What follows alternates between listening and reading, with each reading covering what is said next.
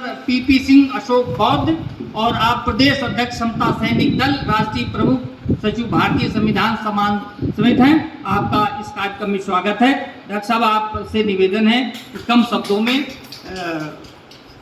अपनी बात कहने की कृपा। बहुत साधुवाद, अभिनंदन कार्यक्रम के संचालक महोदय जी को बहुत बहुत साधुवाद, अभिनंदन इस एक दिवसीय सभा बैठक संगोष्ठी को और मंच पर आसीन समस्त पदाधिकारी गणों को, श्रोतागणों को, मेरे सम्मुख जितने भी साथी बैठे हैं सभी साथी वरिष्ठ हैं और अनुभवी हैं। आपने सरकार में, शासन प्रणाली में और समाज में बहुत महत्वपूर्ण कार्य किए हैं। मैं आप सबको नमन, आभार, अभिनंदन करता हूं समता सैनिक दल उत्तर प्रदेश की ओर से। सर्वप्रथम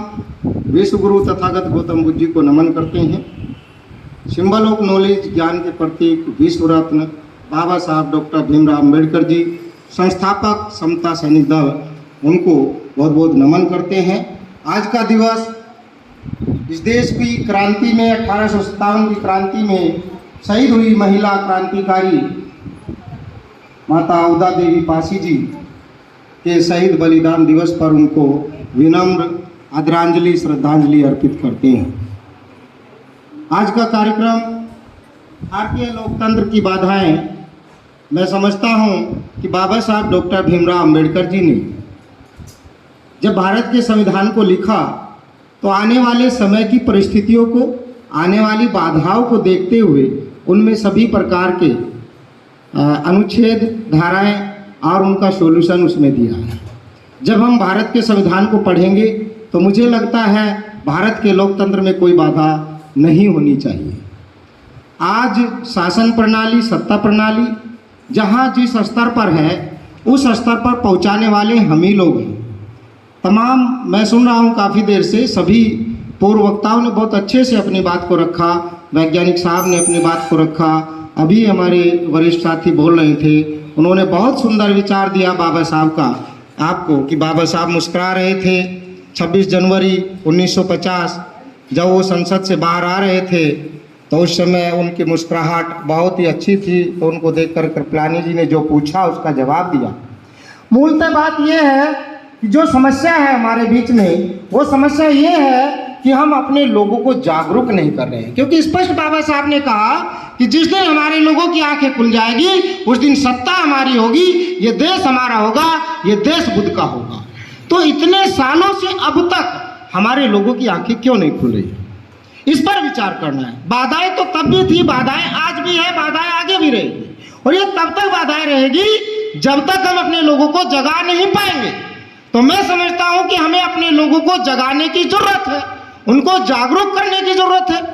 अच्छी बात है, कार्यक्रम करिए, संगोष्ठी करिए, लेकिन आदरणीय महोदय, तमाम साथी यहाँ पर हैं और जो भी मुझे सुनते हैं या सुनेंगे आगे, हमारी आवाज़ चैनल पे चल रही है, समता सैनिक दल भारत न्यूज़ चैनल, आपको तमाम साथी उस पर देखते हैं।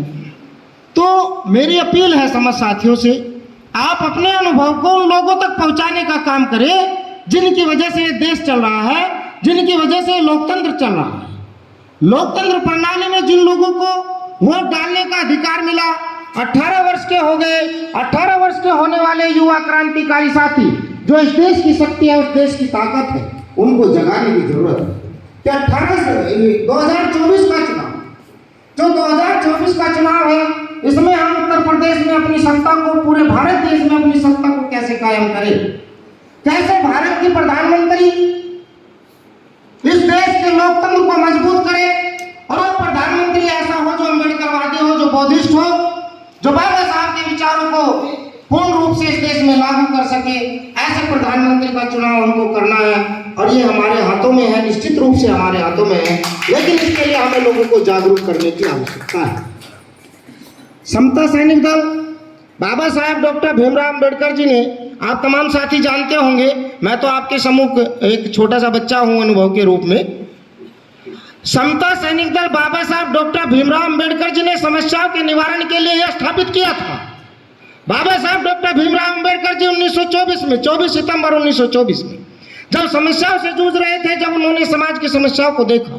तब बाबा साहब डॉक्टर भीमराव अंबेडकर जी ने इस देश की, भारत की पहली संवैधानिक सेना का निर्माण किया, आर्मी इक्वलिटी फोर्स, समता सैनिक दल, जो देश में न्याय दिलाने का काम करेगी, जो बाधाओं को दुरुस्त करने का काम करेगी, जो आंदोलन हम चला रहे हैं उस आंदोलन में यदि कोई बाधा आती है तो उसको रोकने का काम समता सैनिक दल करेगा। ये बाबा साहब डॉक्टर भीमराव अंबेडकर जी ने 100 वर्ष पहले हमको दिया। मैंने देखा लखनऊ में, पूरे उत्तर प्रदेश में देख रहा हूं, जब हम जानते हैं कि हमारे बीच में बाधाएं हैं, हमारे सामने बाधाएं आ रही है, और जो सेना बाबा साहब डॉक्टर भीमराव अंबेडकर जी ने हमको दी, उस सेना को बढ़ाने का काम, उस सेना को मजबूत करने का काम, उस वृक्ष को ताकत देने का काम हम लोगों ने क्यों नहीं किया? यदि हम बाबा साहब के फॉलोअर्स हैं, यदि हम बाबा साहब को मानते हैं, यदि हम अम्बेडकर साहब की बात करते हैं, तो बाबा साहब द्वारा लगाया गया वृक्ष समता सैनिक दल जो आपकी सुरक्षा करने का काम कर रहा है, जिसने 100 सालों से आपकी सुरक्षा की है, जिसने इस देश में लोकतंत्र बनाने वाले, इस देश को संविधान देने वाले बाबा साहब डॉक्टर भीमराव अंबेडकर जी की सुरक्षा की है, जिसने इस देश का पहला महान आंदोलन लड़ने का काम, आपको पानी पिलाने की आजादी दिलाई है, जिसने मंदिर मस्जिद में आपको समानता का अधिकार, प्रवेश दिलाने का अधिकार दिलाया है, जिसने इस देश को आजादी दिलाने का काम किया है, वो समता सैनिक दल, उसको फलने फूलने का काम करे, उसको बढ़ाने का काम करे, उसको मजबूत करने का काम करे। मैं आप तमाम साथियों से अपील और निवेदन करता हूं कि समता सैनिक दल उत्तर प्रदेश के एक छोटे से सिपाही होने के नाते,